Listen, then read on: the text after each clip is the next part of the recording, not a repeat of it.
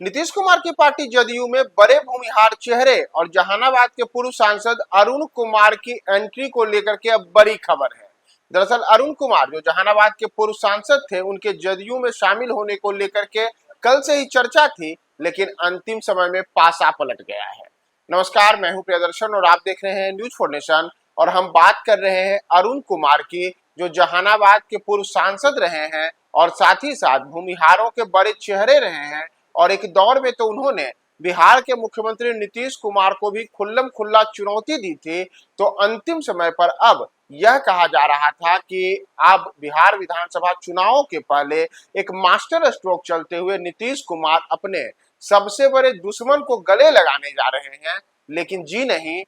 अरुण कुमार की जदयू में एंट्री का मामला अचानक से अटक गया है और सूत्रों का कहना है कि अरुण कुमार को लेकर के जो आज उनकी जदयू में एंट्री की चर्चा थी, उसको फिलहाल पूर्ण विराम दे दिया गया है। दरअसल आपको बताएं कि अरुण कुमार को लेकर के ये बातें सामने आई थी कि उनको नीतीश कुमार की पार्टी जदयू में शामिल कराया जा रहा है और इसे लेकर के बाकायदा आज यानी कि गुरुवार को दोपहर 1 बजे जदयू के कार्यालय में एक बड़ा कार्यक्रम भी होना था। लेकिन अंतिम मौके पर इस कार्यक्रम को स्थगित कर दिया गया है। इस कार्यक्रम को लेकर के कल से ही कई किस्म की चर्चाएं थी। यहां तक बातें थी कि बुधवार की रात यानी कि 3 सितंबर की रात अरुण कुमार ने जदयू के वरिष्ठ नेता वशिष्ठ नारायण सिंह से मुलाकात भी की थी। दोनों की मुलाकात देर रात हुई थी, लेकिन उसके बाद जो अब खबरें निकल करके सामने आई हैं, उसके अनुसार आज सुबह अचानक से अरुण कुमार का जदयू में शामिल होने का जो कार्यक्रम था, उस कार्यक्रम को पोस्टपोन कर दिया गया है, यानी कि स्थगित कर दिया गया है।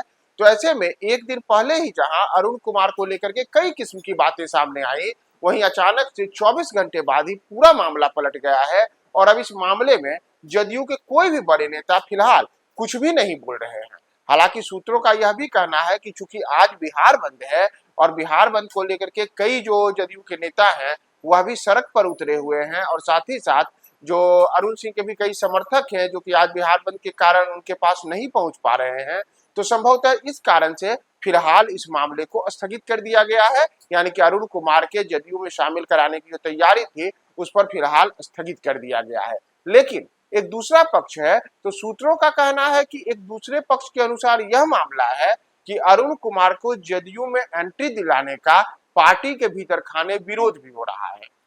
और कई लोग दबे स्वर में अरुण कुमार को लेकर के कई किस्म की बातें कर रहे हैं, क्योंकि अरुण कुमार एक दौर में मुख्यमंत्री नीतीश कुमार के खिलाफ खुल्लम खुल्ला प्रेस कॉन्फ्रेंस करके काफी तीखी कह सकते हैं कि बयानबाजी उन्होंने की थी। तो उसे लेकर के आज भी जदयू के कई नेताओं का मानना है कि अरुण कुमार का पार्टी में आने से कोई बहुत बड़ा लाभ नहीं मिल सकता है। तो ऐसे में अरुण कुमार को लेकर के दो किस्म की बातें निकल करके सामने आ रही हैं। एक और जहां कहा जा रहा है कि बिहार बंद के कारण आज का पूरा कार्यक्रम स्थगित किया गया है, तो वहीं दूसरा पक्ष है जिसका कहना है कि इसके पीछे यह कारण है कि पार्टी का एक धड़ा मानता है कि फिलहाल अरुण कुमार को पार्टी में शामिल नहीं कराया जाए। वहीं पार्टी के कोई भी बड़े नेता अभी इस पूरे मुद्दे पर कुछ भी बोलने को तैयार नहीं है। तो अरुण कुमार, जिनके बारे में मैंने आपको शुरू में ही बताया कि ये वर्ष